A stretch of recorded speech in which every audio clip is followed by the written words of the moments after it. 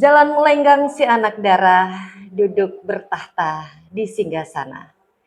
Selamat bergabung di ruang bicara, ruang bercerita penuh makna. Bersama saya Sri Widayanti pada hari ini. Ya, ruang bicara adalah salah satu program bercerita penuh makna yang menghadirkan tokoh-tokoh inspiratif Kepulauan Riau. Pemirsa, pada hari ini kita kedatangan tamu yang sudah tidak asing lagi. Beliau adalah Gubernur Dewan Pimpinan Wilayah Lumbung Informasi Rakyat atau biasa kita kenalnya LIRA. Beliau juga seorang aktivis, seorang penggiat sosial, dan juga seseorang tokoh yang rajin mengkritisi tentang korupsi dan kebijakan pemerintah. Selamat sore, selamat bergabung Bang Yusril Koto. Selamat sore dan masyarakat Batam khususnya. Ya, sehat Bang? Alhamdulillah sehat. Iya, Bang Yusril Koto ini tidak asing ya bagi masyarakat Batam nih khususnya nih, Kepri pada umumnya ya. Apa sih Bang yang belum diketahui masyarakat tentang sosok seorang Yusril Koto nih? Mungkin ada sosok tersembunyi nih yang orang biasanya tahu nih, wah kritikus sandalnya Batam nih ya gitu. Saat ini saya berusia 62 tahun ya. Ya. Dan kurang lebih 23 tahun saya sebagai penggiat anti korupsi. Ya. Sebelumnya di tahun 2003 saya mendirikan lembaga swadaya masyarakat. Nih ya. Swadaya masyarakat LSM. Ya. Barisan Reformasi Gemilang, LSM Barelang tahun 2003. Ya. Itu saya sebagai ketua umum. Nah, sebelumnya juga saya sebagai kepala sekolah. Oh iya. Terakhir di Batam. Yep. Dan juga dosen. Dosen juga, ya akademisi ya Bang. Yep. Iya, Bang. Dengan latar belakang seperti itu, banyak hal yang sudah Abang perbuat nih ya, sumbangsih nih untuk Kepri, untuk Batam. Menurut Abang, prestasi gemilang apa nih yang sudah Abang berikan nih untuk Kepri? Saya ini menjadi suatu tipikal ya, untuk mengkritisi kebijakan pemerintah, karena ini bagian dari partisipasi peran serta saya sebagai warga untuk mengawasin pemerintah baik di Kepri pada umumnya dan khususnya di Batam agar baik pemerintah Kepri maupun Batam mewujudkan asas umum permintaan yang baik untuk mencegah terjadinya KKN ya, korupsi dan nepotisme. Ditanya prestasi, wah. 2012 saya melaporkan dugaan korupsi pengadaan alat kesehatan Rumah Sakit Umum Daerah Embung Patimah Batam. Ada 3 paket pengerjaan pengadaan alat kesehatan yang saya laporkan 2009, 10, dan 11. Salah satunya itu terbukti dengan sekarang ya, itu mantan direktur RSUD Embung Patimah Batam sudah divonis menjadi terpidana ya, dan sudah ingkrah. Itu salah satu prestasinya. Di Bali itu, ya kita nggak serta-merta kita menjadi aktivis yang nyaman, tidak. Banyak pihak yang tidak senang. Banyak tekanan. Banyak request. Tekanan gitu. Banyak. Dan banyak kasus-kasus korupsi yang kita ungkap yang saya duga kesannya aparat penegak hukum itu melindungi pelaku yang sesungguhnya. Sampai saat ini tidak terungkap. Inilah miris kita. Di Batam ini, saya sampaikan kepada masyarakat Batam. Batam tingkat pertama ya, korupsi yang terbesar di Kepri. Kemudian di Kepri, ini untuk kasus perkara korupsi itu rating 5 di provinsi. Ya, tadi di Batam untuk di KP tingkat 1, nasional masuk 13 besar. Wah, hebat kali Batam KP ini. Wah, Merah itu ya, Bang? rambut merah dan sampai sekarang rentan ya, rawan tindak korupsi. Wih, ngeri kita. Bang, jadi abang selama menjadi aktivis itu fokusnya ke korupsi saja kah? Atau ada subjek lain nih yang membuat abang tergelitik untuk mengulik lebih? Iya, Menjadi atensi? berawal dari persoalan sosial, ya, persoalan sosial pendidikan, kesehatan, ya, ekonomi, ujungnya adalah tindak pidana korupsi. Nah, jadi fokus akhirnya adalah, endingnya adalah tindak pidana korupsi, tentu berawal dari persoalan pendidikan, persoalan ekonomi, kesehatan, itu. Jadi, kenapa kita fokus ke tindak korupsi? Karena kita sudah mengulitin awal itu terjadi itu dari aspek-aspek kehidupan yang lain di situ. Bang, saya sebagai masyarakat awam nih Bang, berbicara tentang korupsi ya, apalagi Indonesia ini sepertinya korupsi itu selalu menjadi headlines ya, setiap berita, setiap hari nih konsumsi publik nih. Miris kita sebagai warga Indonesia gitu. Yang korupsi itu padahal bukan orang yang tidak berada nih. Siap. Apa nih menurut abang yang membuat orang itu kok jadi ketagihan ya, kayak semacam ada candu gitu di korupsi itu? Ya, saya mengajak kepada masyarakat, ya, ayo kita berantas korupsi. Kenapa? Korupsi ini merupakan kejahatan yang luar biasa, extraordinary crime ya. Iya, dan sekarang terjadi secara masif. Kenapa saya ajak? Karena inilah yang memiskinkan kita secara masif. Ini ya. Nah,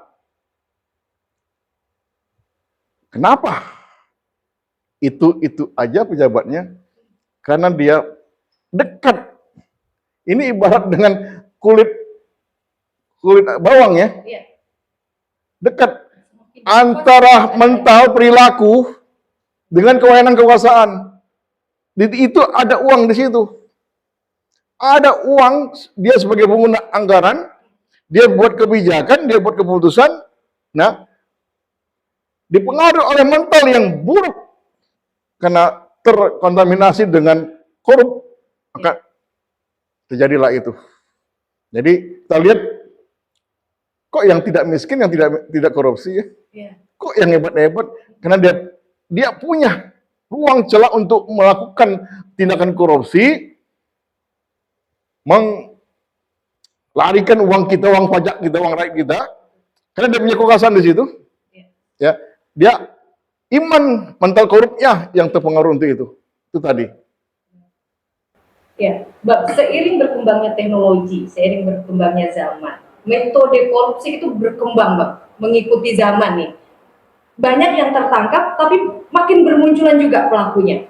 Menurut Abang nih, yang sudah sering menangani atau memberikan info ya kepada pejabat berwenang tentang korupsi, biasanya itu mereka pakai modus apa nih, Mbak? Ya, sekarang sudah mulai canggih ya, karena zaman digital ya. Kalau sebelumnya mereka dengan cara transaksional ya, uang terjadi di situ. Namun muncullah gerakan dari aparat penegak hukum, OTT. Sekarang tidak begitu mereka main. Mereka main mungkin dari kebijakan, keputusan yang mereka buat, tapi tidak uang mereka dapat bagi hasil dari apa yang mereka buat di situ gitu. Nah, kemudian apakah ada uang secara fisik mereka serahkan? Tidak. Ini zaman canggih. Mereka bisa kasih nomor laci berangkas, deposit box, deposit money. Jadi Pak, korupsi itu sebenarnya bukan hanya tentang uang saja yang bisa diperlukan. Bukan. Jadi termasuk juga kebijakan yang dia harusnya tidak lakukan, keputusannya yang dia lakukan tapi dia tidak lakukan. Dia tidak lakukan tapi dia lakukan. Termasuk itu. Dan kebijakan itu bisa dititipkan ya Bang? Iya. Untuk menjadi celah. Nah, jadi sekarang ini sudah mulai bancakan antara legislatif dengan eksekutif. Iya. Nah, nanti kita lari kepada proyek pokir. Ini dia. Itu yang jadi momok. Aduh. Masyarakat itu terkadang tahu, terkadang dengar Bang berita-berita seperti itu. Proyek pokir DPRD jadi celah rawan korupsi. Wih. Ini ngeri-ngeri sedap ini. Ngeri sedap ini. Iya. Ya kan? Jadi saya sampaikan kepada masyarakat yang baru-baru ini begitu viral ya. Iya, betul. Salah satu proyek di salah satu pulau di Batam ya. Viral. Itulah pokoknya ya, Pak. Nah, kalau kita menelaah dengan sesama di konten yang saya sampaikan itu, saya tidak menyebut di situ ada nama subjek, ya, personal tidak.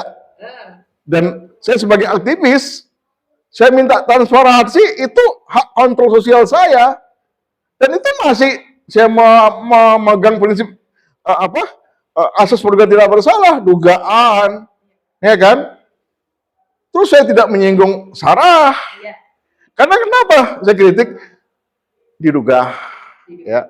Dan ada uang publik, ya. Ada proyek yang dibelanja dari uang pajak kita. Dan saya sebagai Gubernur LSM Daerah Kepri, topik kita adalah bagaimana uang publik yang dikelola, ya, itu benar-benar untuk kesejahteraan masyarakat. Nah, ini fungsi kita gitu. Namun apa yang terjadi?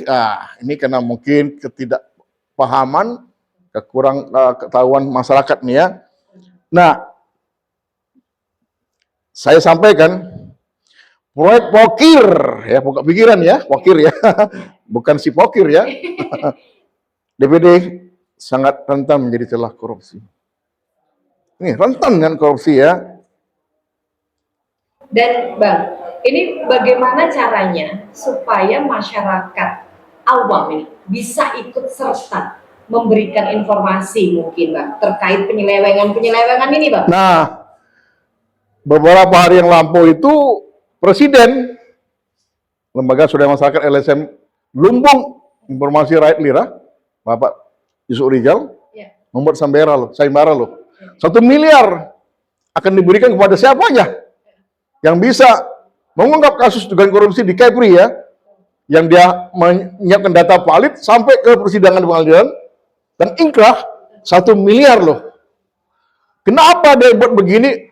Itu tadi interestnya dia terhadap Kepri yang begitu masif, perkara korupsi, namun tidak terungkap secara tuntas oleh aparat penegak hukum. Kenapa begitu? Nah, ini pengalaman yang saya hadapin. Kesannya aparat penegak hukum tidak serius mengusut tuntas perkara korupsi di Kepri. Dan kesannya lagi melindungin. Nah, saya sampaikan aja ini. Si Polan, oknum pejabat di Pemko Batam nih ya. Itu 2014, 2016, 2 miliar loh. Uang dana royalti Gedung Sumatera itu, ini A1 loh. Masih bertugas kan? Masih bertugas. Saya punya audit. Saya punya rekening koran kemana ada uangnya. Nah, saat itu saya curigain uangnya lari kemana? Oknum Polan ini. Saat itu dia ikut pemilihan bupati di kampungnya nih. Masih Kepri, Bang? Di luar Kepri. Di luar Kepri. Oke. Nah, saya buat laporan nih dengan data-data yang dapat saya tanggungjawabkan. Hingga 2 kali saya buat laporan, yang kedua laporan ini dipanggil saya oleh mantan, saya sebut aja mantan kasih Pirsus di Kejari Batam. Apa dibilangnya, Pak Yusril, si Polan itu kan sudah mengembalikan kerugian negara. Saya bilang, perkara korupsi, kalau diduga pelakunya mengembalikan uang kerugian negara, saya tanya, apakah delik pidananya hilang? Tidak katanya. Lanjut, saya bilang. Namun sampai sekarang, aduh, susah kita ini. Yang lebih besar lagi nih, ya, pengusaha Si Pauline, si Pauline nih pengusaha. Berbeda nih. Iya, orang berbeda si Pauline. Tadi si Polan, sekarang si Ini Pauline. masih ada relasi nggak nih bang? Polan sama Spolin ini bang? Ya saya yakin ada lah. Ada lah ya. Karena investasi kan, Main lama lah ya. investasi kan si Pauline. Oke. Dan sekarang ini juga pimpinan salah satu partai. Oke. 2005 dia ngajukan pinjaman untuk investasi modal kerja ke Bank Mandiri nih. Iya. 5 miliar. Gagal bayar, kredit macet. Dengan agunan, ini salah satu disebut dia, Iya. sket tanah. Sket tanah itu bukan soal berharga. Itu yang di Bank Indonesia syarat kredit itu tidak masuk. Yang masuk adalah sertifikat tanah. Bukan sket tanah. Dengan agunan yang sama dia majukan lagi kredit dengan namanya dirubah. Nama yang tadinya si Pauline jadi Pauline. Dirubah di Bank Rio Kepri 16,4 miliar loh. Dan itu di ACC bang. Macet. Harusnya kan dua bank ini kan ngajukan pilot Iya. dan likuidasi, jual, penuhi ke utang-utang. Si Pauline ini yang ngajukan pilot. Aneh-aneh hukum kita nih ya. Baik bang, menarik sekali ini bang. Kita kembali ke proyek Pokir BPAG tadi. Bagaimana nih menurut abang, kenapa kok proyek Pokir ini menjadi celah yang rawan sekali untuk menjadi ladang korupsi? Ya, proyek pokok pikiran ya. Iya. Pokok pikiran, Pokir, Oke. DPRD. Ini kita bahas DPRD Batam dan Kepri ya. Ya. Sangat rentan menjadi celah korupsi. Karena sering disalahgunakan ya. Seringkali disalahgunakan sebagai alat transaksi bancakan. Bancakan itu Banyak orang. ya, Ya. ada anggaran ya antara legislatif itu DPRD ya dan eksekutif itu pimpinan kepala daerah ya. Nah, gimana modusnya? Ada beberapa modus nih. Salah satu yang sempat heboh nih kita Iya. duga dan Iya. kita unggah. Yang sempat viral. Iya, Iya. itu izin proyek. Izin proyek itu seperti apa bang? Maksudnya bang? Iya, itu izin proyek sebelum anggaran disahkan. Kerjakan dulu. Kerjakan dulu, iya. Oke. Padahal anggarannya belum disahkan. Dilelang belum ditetapkan pemenang lelangnya masih proses. Masih proses perencanaan lelang, masih ditayang, ya. Iya. Penetapan lelangnya belum, pemenang lelang belum selesai. Ono sudah dikerjakan. Ini namanya izin project. Izin proyek, ngeri kali ini. Nah, di mana sih rawannya? Gimana bang? Di mana rawannya korupsi pada proyek Pokir? Iya. Ini ya, saya sampaikan nih, penyimpangan dalam pengelolaan dana Pokir biasanya terjadi pada beberapa tahapan. Tahap perencanaan. Perencanaan. Bangga nih bang. Usulan proyek diselundupkan. Diselundupkan bukan rokok aja yang suka. Bukan hanya rokok tambah cukai diselundupkan ya. Iya. Proyek juga diselundupkan melalui tahap perencanaan. Ya, cara mendadak tanpa melalui mekanisme rencana kerja pemerintah daerah RKPD ya yang benar atau tidak terlibat dalam sistem digital tata kelola daerah. Berarti unprocedural. Iya. Kemudian tahap penganggaran. Terjadi taruh menawar anggaran, ya. Iya. Kalau mau disahkan APBD, mana jatah proyeknya? Mau bahas dan pengesahan APBD, mana jatah proyeknya kan gitu kan? Nah, tahap pelaksanaan, ya. Iya. Anggota DPRD ini oknumnya ya memaksakan penunjukan kontraktor atau tekanan tertentu secara sepihak. Ya karena Pokir dia punya ditunjuk lah. Woi, pengguna anggaran. Woi, SKPD ini orangku ya masukkan. Tapi kalau penunjukan itu bukannya boleh bang? Iya, kenapa FPL ya? Ya orang dia kan. Iya. Harusnya kan ada sistem penunjukan itu melalui mekanisme yang sudah terdaftar, ya kan? Yang sudah pengalaman, Iya. terakreditasi gitu kan? Itu yang ditunjuk kan? Ini tidak, ini orangku ya, walaupun belum pengalaman. Berarti itu mungkin PL spesial Bang berarti Bang. Nah, ini tadi pokir ya. Iya. Pokir. Benar. Yang PL. Kemudian pecah pakai pekerjaan. Jadikan lelang. Lelang kecil nih, 200 juta ke bawah ya kan. Nah, ini saya ngomong bukan mengada-ada. Bukan hoax ini ya Bang? Iya. By data Bang ya? Bisa dipertanggungjawabkan. Iya, ini proyek PL yang di Dinas Cipta Karya Tata Ruang ya. Oke. Yang gedung serbaguna.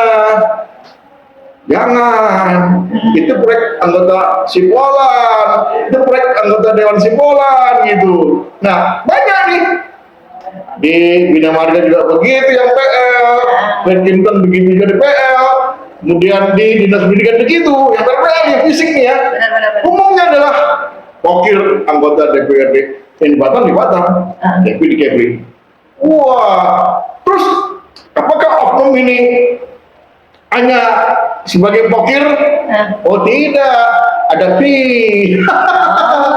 Kalau mau dapat proyek dari saya ini, kasih dong saya fee-nya sekian persen.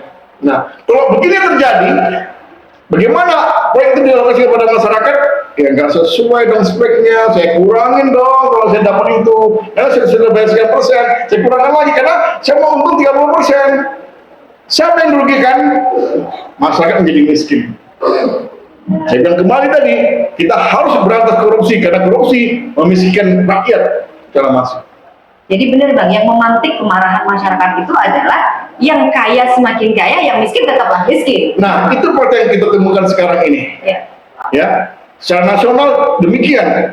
Kembali kita kepada soal makan gizi ya. Ya, hangat nih Bang, hangat. Gizi ya. Ya. Sekarang yang untuk penuh gizi siapa sih? Anak sekolah atau pejabat?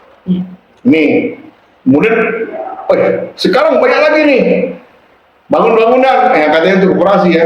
Saya ini mantan dosen koperasi, ya sejalan ini pemikiran saya yang ini.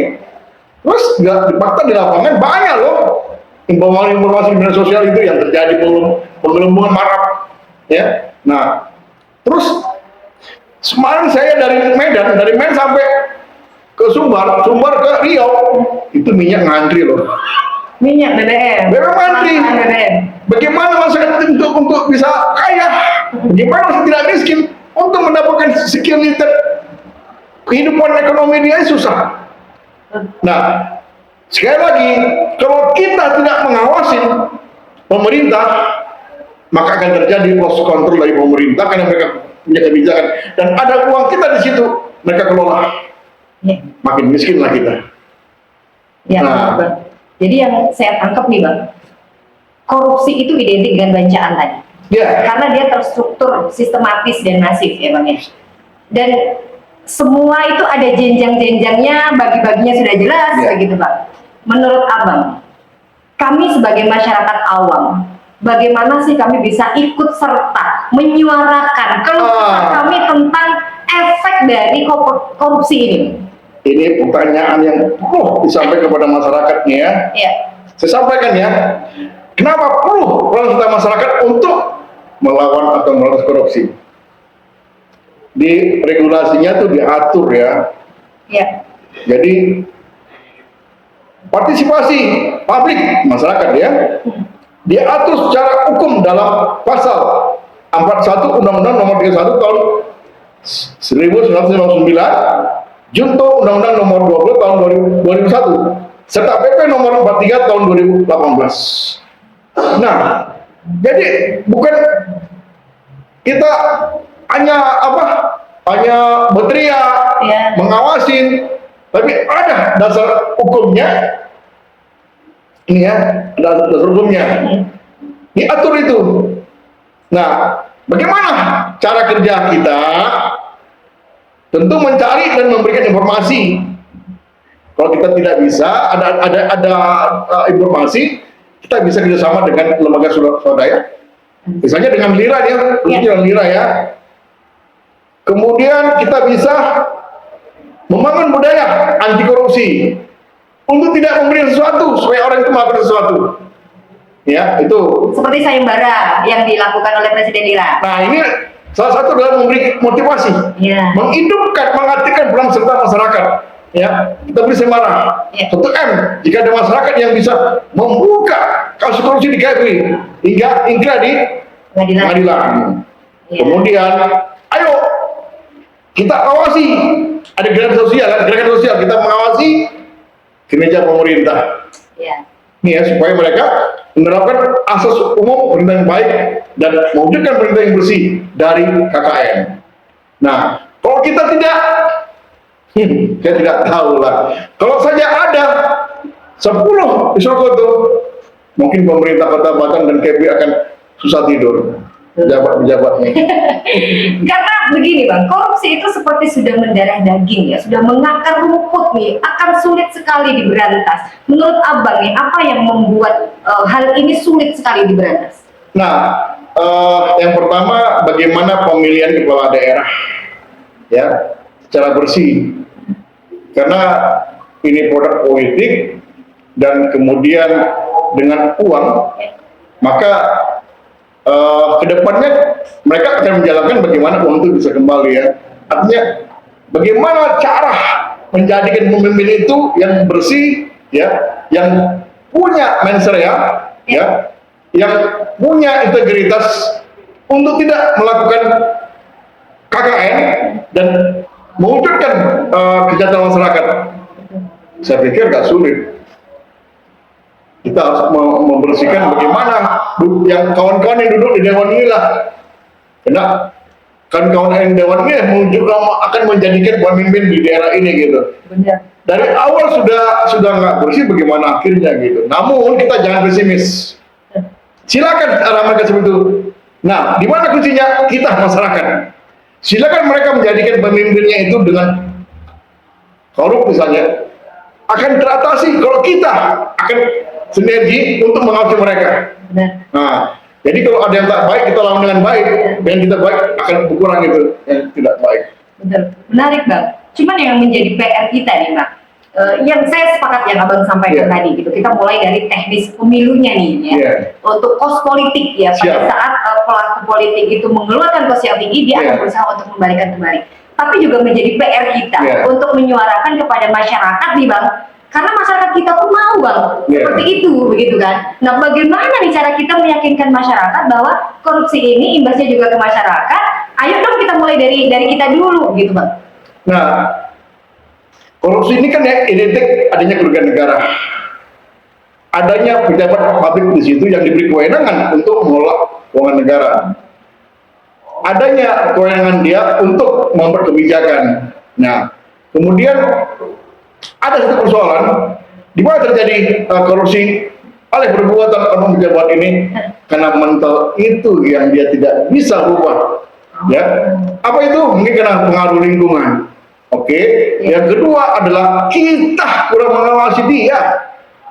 Kalau saja kita awasin dia dari mulai bangun pagi sampai tidur lagi bangun pagi, saya yakin tidak akan terjadi korupsi. Makanya di mana ada proyek pemerintah pasti ada pelang nama proyek di situ supaya kita tahu bagaimana proyek itu dilakukan. Itulah fungsinya. Jadi jangan takut pada masyarakat untuk mengawasi pemerintah, dalamnya pemerintah dalam menggunakan anggaran supaya mereka ya pada daerah ini di KPI dan di Batam sungguh-sungguh ya mewujudkan pemerintah yang bersih dari KKN ini. Jadi karena memang terkadang masyarakat itu takut. Mereka mungkin tahu Bang, tahu efeknya ke mereka seperti apa, ada penyimpangan, tapi takut akan intimidasi oknum, intimidasi pelaku. Nah, Abang sendiri nih yang sudah bergelut di ini nih ya, yang sekarang saya rasakan ini ya. Ayo Bang ceritakan Bang, biar kita tahu nih apa yang Abang rasakan. Bagaimana mereka berupaya saya bisa dipenjarakan. Kriminalisasi ya, maka sudah terjadi kan? Sudah terjadi. Ini saat ini saya sudah punya deteksi bagaimana mereka-mereka yang gerah karena saya bersuara mencari-cari nih, buka lagi file nih, ada nggak salahnya Wisokoto, laporkan masuk unsurnya supaya apa? Supaya saya tidak teriak, saya bungkam mereka menjelena. Nah, ini tantangan kita. Kalau kita merasa benar, hak kita berjuang, jangan takut. Anda ini tuh, saya sebagai aktivis sudah 5 tahun ya. sudah banyak. Seperempat abad itu. Iya, saya dikeroyok, ban mobil saya digempolsin, buku saya dibakar, nggak jadi ya, namun saya dipenjara. Apa tujuannya? Tujuannya bagaimana usul Bung Bram. Namun faktanya, walaupun saya dipenjara, harimau dipenjara, saya nggak berubah menjadi kucing. Sekarang saya lebih mengamuk lagi. Nah, intimidasi banyak yang saya dilaporkan, Bukono begini, oke. Itu cara-cara untuk menutupi kejahatan mereka, saya dibongkar. Namun Sulkoto hari ini ya tetap eksis dan tetap kritis. Bang, bagaimana cara abang mengkampanyekan, yuk kita anti korupsi, yuk kita mulai dari diri kita kepada masyarakat, menularkan semangat yang abang punya nih kepada masyarakat? Saya punya media sosial, saya punya media, saya sampaikan, oke. Dan sekarang ya, saya heran, kok banyak masyarakat di Batam ini, di luar Batam, di Kepri ini, kok larinya melapor ke saya?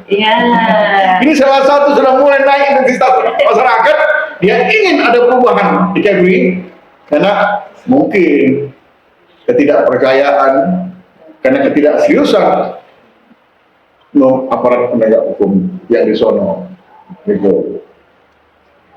Luar biasa. Bang, dengan hadirnya abang hari ini di sini, membuka mata wawasan kita nih, kami nih. Terima kasih untuk abang sudah hadir di sini ya. Terima kasih sudah memberikan semangat untuk ikut mengkampanyekan anti korupsi. Gitu. Apa pesan-pesan abang untuk masyarakat? Atau ada informasi penting apa lagi nih terkait korupsi yang mungkin belum abang buka nih, yang masih disimpan, tapi ayo bang buka di sini bang. Yang jelas, ayo kita lawan korupsi, karena korupsi ini akan memiskinkan kita. Ayo kita bersama-sama bersinergi. Silakan beri informasi kepada Lira Kepri, karena dengan cara ini kita berperan aktif, ya, dengan nyata kita bagaimana memberantas korupsi. Kalau bukan sekarang, kapan lagi? Kalau bukan kita, siapa lagi? Sepakat. Luar biasa pesan dari Bang Yusril Koto selaku aktivis. Iya, Bang, terakhir closing statement, Bang. Siap. Yusril Koto yang kemarin dikriminalisasi, yang disebut di penjara ancaman 12 tahun, yang diupayakan agar menjadi kucing, sekarang Sekutu punya prinsip, walaupun di penjara, Sekutu harimau tidak berubah menjadi kucing. Karena dengan cara seperti ini, supaya pemimpin daerah, pejabat daerah, supaya anggota DPRD Kepri Batam yang masih bermental korup, sadarlah, itu bukan uang saudara. Saudara yang dipercaya untuk kelola uang publik untuk kegiatan masyarakat. Masyarakat harus didulukan. Inilah kita. Ya, Bang Yusril Koto, terima kasih banyak untuk hadirnya. Baik pemirsa, demikian tadi bincang-bincang santai kita bersama aktivis media, Gubernur Lira Kepri, ya, dan juga tokoh yang selalu menyuarakan tentang anti korupsi Provinsi Kepulauan Riau. Terima kasih Bang Yusril Koto. Ya, sama-sama. Bersama Bang Yusril hari ini sudah memberikan semangat untuk kita untuk ikut serta mengkampanyekan yuk anti korupsi. Jangan lupa saksikan tayangan ini di channel YouTube Jaringan Media. Burung Nuri, burung kenari terbang tinggi di waktu pagi. Ruang bicara pamit undur diri dan sampai berjumpa lagi. Assalamualaikum warahmatullahi wabarakatuh.